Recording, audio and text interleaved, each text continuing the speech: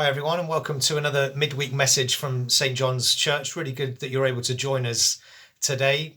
Big hello if you're part of the St Johns Church family, but you might not be. You might be watching this from somewhere else altogether. You're really welcome as well, and I hope you'll find these little videos beneficial as we all just try and find our bearings in life being a little bit strange at the moment. So these videos are just a quick way of saying hello, keeping in touch, and staying connected together really. So I'm glad that you are here. I was watching the TV this week and there was someone being interviewed, well-known celebrity. And this person was asked how their faith, their Christian faith, sustained them in difficult times, such as the time that we're living in at the moment. And I didn't appreciate that this person was a Christian actually, but this is what they said. They said that for them, being a Christian allowed an opportunity to have some peace and quiet and almost to escape from the realities of what's going on day to day. And, I kind of thought about that and I thought, well, yes, I know that Jesus gives us his peace in the midst of the storm. But actually, I felt there's so much more that can be said about how God sustains us in difficult times. And actually, it threw me back to just a few months ago when we were celebrating Christmas. It seems ages ago, doesn't it now?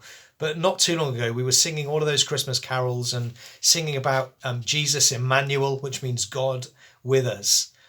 And we celebrate as Christians that Jesus came to live amongst us, to experience humanity, to be in the middle of the mess with us. And actually, he calls us to do the same, to live in the middle of the mess in his name and for him and with him. And certainly, with all due respect to this person on the TV and the way that they've experienced God, my experience isn't that God gives us an escape route from what's going on in the world, but that he just promises to be with us in the middle of it. And he calls us as his people to be right there in the midst of what's going on. And all around the world, there are brilliant examples of people who are right in the middle of what's going on, caring for people, loving people, and praying for people as well. And we give thanks for that.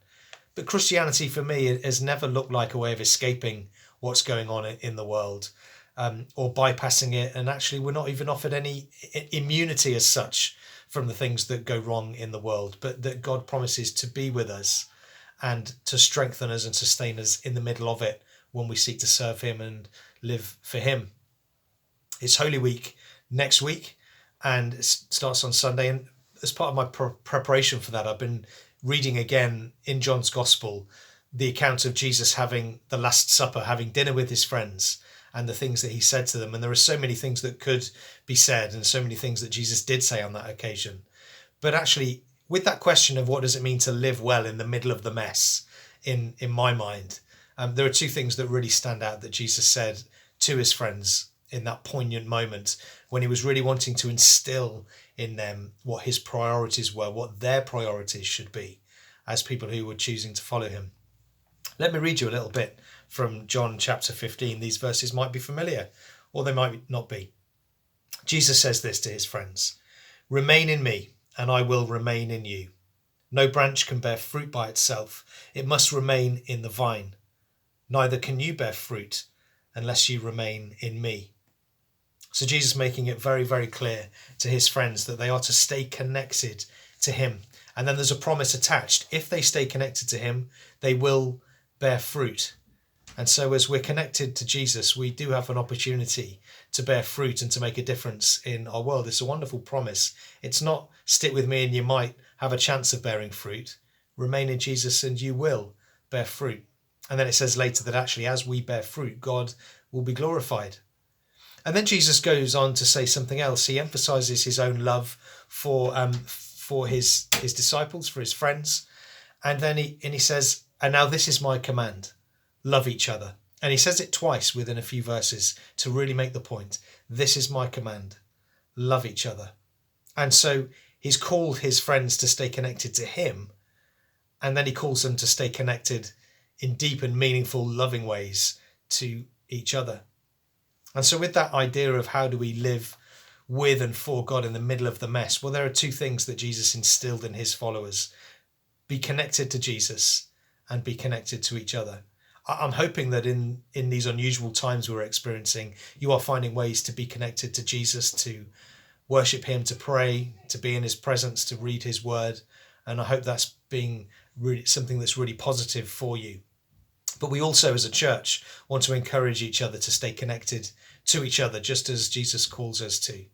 The twin calling: be connected to Jesus, be connected to each other. Love God with all we've got, love one another with all we've got. And so there are practical ways that we want to try and help the church community to stay connected during this time. I'm just going to run through a few of those things. This is a little introduction, really. You'll see much more and hear much more in coming days and weeks about how these things are best to be used in order to stay connected. We can't meet in the church. We can't meet in each other's homes. We can't be physically together at the moment. But thanks to technology, there are ways in which we can maintain and even strengthen the connections that we have with each other. So let me just say a few things about that. And I'm going to be brief if I can. Number one is to pray for each other. We experience a connection and a care for each other the more we're praying for each other. So make prayer for the people in your street and in your community, in the church family. Make it a real priority. Pray for people by name. Pray God's blessing and healing and wholeness upon them. And the second thing is to pick up the phone. And I do mean the old-fashioned type that you pick up and you punch the numbers in and then you speak to someone at the other end of it. For many people, that's going to be such an important way of communicating as we go through all of this. There are some of you who will be totally isolated. You're not sharing a house with anybody. You are on your own.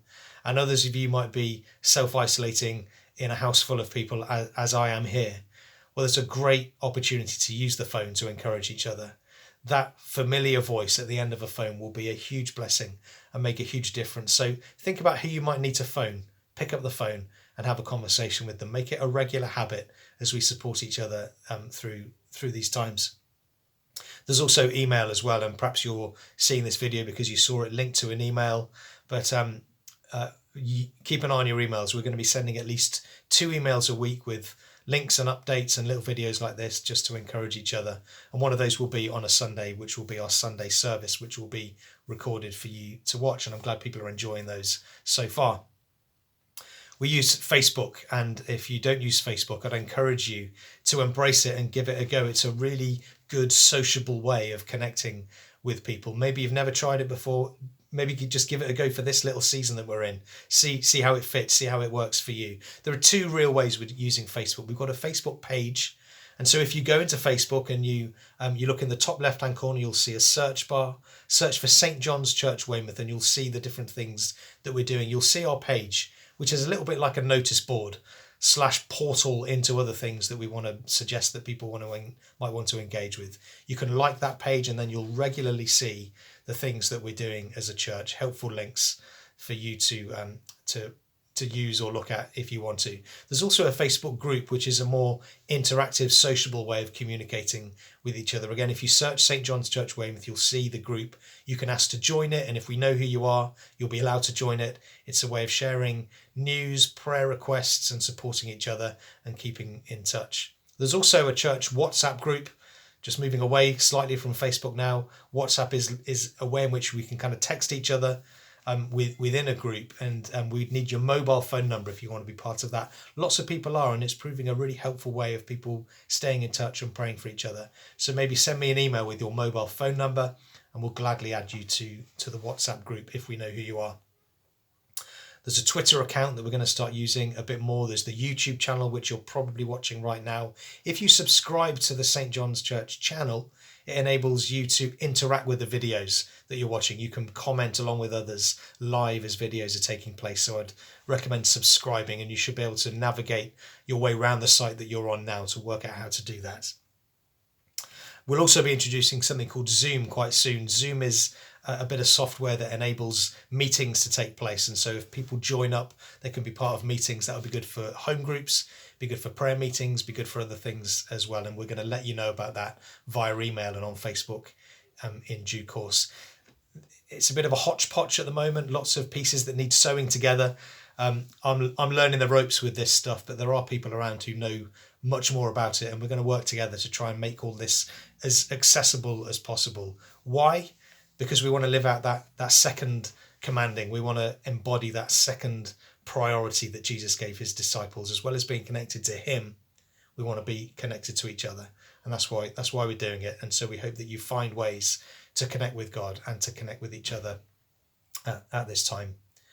So God bless whatever you're doing for the rest of the day or the evening, whenever you're watching. Do tune in again for the next thing, which will be on Sunday.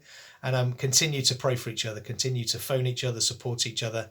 We want to be connected to God, and we want it to be connected to each other as well. So God bless, and we'll see you again soon.